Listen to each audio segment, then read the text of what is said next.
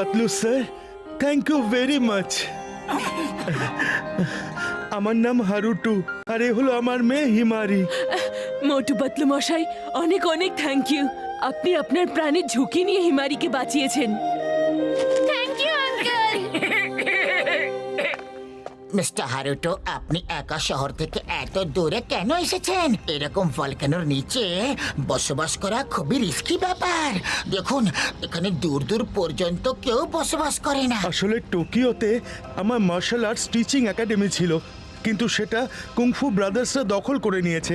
ওরা পুরো জাপানের মার্শাল আর্ট স্কুল দখল করে নিচ্ছে, যাতে শুধু ওদেরই স্কুল থাকে। কিন্তু এরকম কেন?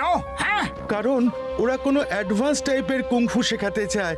ওরা সব কুংফু টিচারদের টিচিং পাওয়ার নিজেদের মধ্যে নিয়ে নেয়।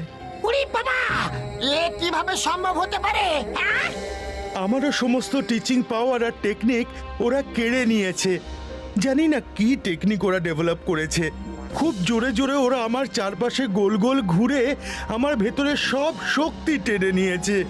আপনি চলুন, আমি আপনার স্কুল আপনাকে ফেরত দেওয়াচ্ছি। দেবই, কথা দিলাম আপনি আবার থেকে স্কুল শুরু করবেন। ওকে, চলুন। না, ওরা খুব ভয়ানক লোক।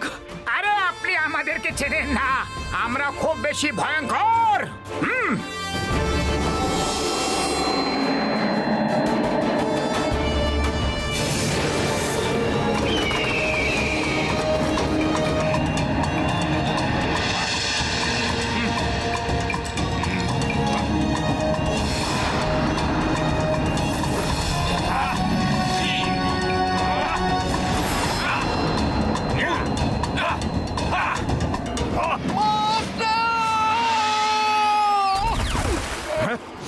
এটা কি?